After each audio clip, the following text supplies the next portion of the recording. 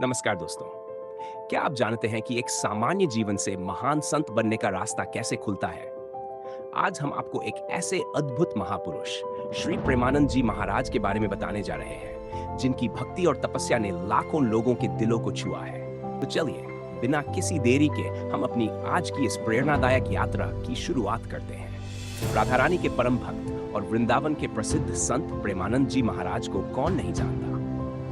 आज के समय में वे एक अत्यंत प्रसिद्ध संत हैं, जिनके भजन और सत्संग में दूर दूर से लोग शामिल होने आते हैं। प्रेमानंद जी महाराज की प्रसिद्धि पूरे देश में फैली हुई है। कहा जाता है कि स्वयं भगवान भोलेनाथ ने प्रेमानंद जी को दर्शन दिए, जिसके बाद उन्होंने घर का त्याग किया और वृंदावन आकर भक्ति के मार्ग पर चलने का संकल्प लिया। प्रेमानंद जी महाराज का जन्म उत्तर प्रदेश के कानपुर शहर में एक ब्राह्मण परिवार में हुआ था। उनके बचपन का नाम अनिरुद्ध कुमार पांडे था।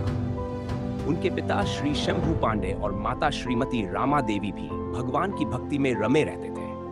उनके दादाजी ने पहले संन्यास लिया था और परिवार में भक्ति का वातावरण था, जो प्रेमानंद जी के जीवन को प्रभावित करता रहा। प्रेमानंद जी महाराज ने अपनी आध्यात्मिक यात्रा की शुरुआत तब की जब वे कक्षा 5 में पढ़ाई कर रहे थे। उन्होंने गीता का पाठ शुरू किया और धीरे धीरे उनकी रुचि आध्यात्मिक ज्ञान में बढ़ने लगी। जब वे 13 साल के थे तो उन्होंने ब्रह्मचारी बनने का संकल्प लिया और घर छोड़कर सन्यासी जीवन को अपनाया। इस समय उन्हें आर्यन ब्रह्मचारी नाम से जाना गया। सन्यासी जीवन में प्रेमानंद जी महाराज ने वाराणसी में अपना आश्रम स्थापित किया। वे प्रतिदिन गंगा में 3 बार स्नान करते और तुलसी घाट पर भगवान शिव तथा माता गंगा का ध्यान व पूजन करते थे।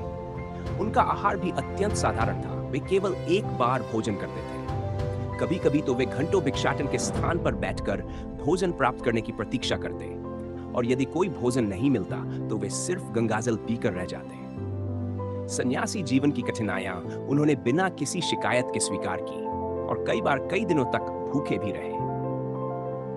प्रेमानंद जी महाराज की वृंदावन आने की कथा भी बेहद रोचक और चमत्कारी है।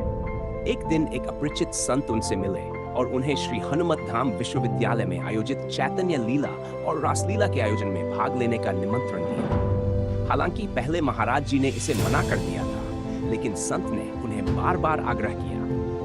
अंत में प्रेमानंद जी ने आमंत्रण स्वीकार कर लिया और जब वे चैतन्य लीला और रासलीला का आयोजन देखने गए तो उन्हें यह आयोजन बहुत भाया। आयोजन 1 महीने तक चला और बाद में समाप्त हो गया। जब आयोजन खत्म हुआ तो प्रेमानंद जी महाराज को रासलीला देखने की उत्कंठा हुई और उन्होंने वही संत से अनुरोध किया कि वे उन्हें वृंदावन ले जाएं ताकि वे वहां रासलीला का दर्शन कर सकें। संत ने उन्हें वृंदावन आने का सुझाव दिया और यही वह क्षण था जब प्रेमानंद जी महाराज ने वृंदावन आने का निश्चय किया। तो इस तरह से प्रेमानंद जी महाराज के जीवन के अद्भुत पहलुओं को जानने के बाद हम आशा करते हैं कि उनकी भक्ति और समर्पण की कहानियां हमें भी प्रेरित करेंगी।